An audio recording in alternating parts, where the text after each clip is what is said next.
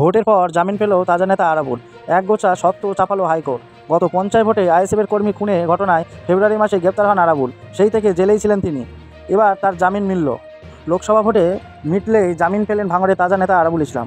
মঙ্গলবার কলকাতা হাইকোর্টের তরফে তার জামিন মঞ্জুর করে বিচারপতি অরিজিৎ এবং বিচারপতি প্রসেনজিৎ বিশ্বাস।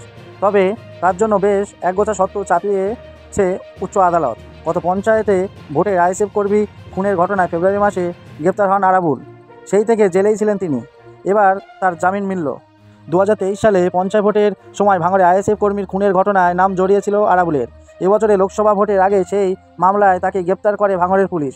এই গ্রেপ্তারি রাজনৈতিক উদ্দেশ্য বলে অভিযোগ তুলে সরব হয়েছিলেন তৃণমূল নেত্রী মমতা। গোটা ভোট পর্বে আরাবুলের ছিলেন জেলবন্দি।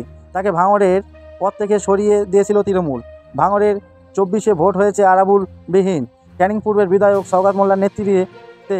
যদিও অন্দরের খবর, আরাবুল সওগাতের মধ্যে সম্পর্ক বিশেষ ভালো নয়। আরাবুল জামিনের একাধিক আবেদন জানিয়েছিলেন। চিকিৎসকরা প্রয়োজন দেখিয়ে জামিন চান, কিন্তু বারুইপুর আদালত তা মঞ্জুর না করায় হাইকোর্ট আবেদন করেছিলেন। তার পরিপ্রেক্ষিতে হাইকোর্ট আরাবুলের বিরুদ্ধে আর কী মামলা আছে জানতে চায় হাইকোর্ট। তার স্ত্রীও আবেদন জানান।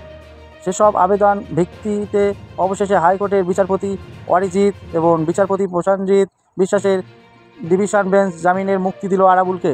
কিন্তু জামিন পেলেও দলে কি আগের গুরুত্ব ফিরে পাবেন? 26-এ বিধানসভা ভোটের আগে তাকে কি কোনো দায়িত্ব দেবে দল?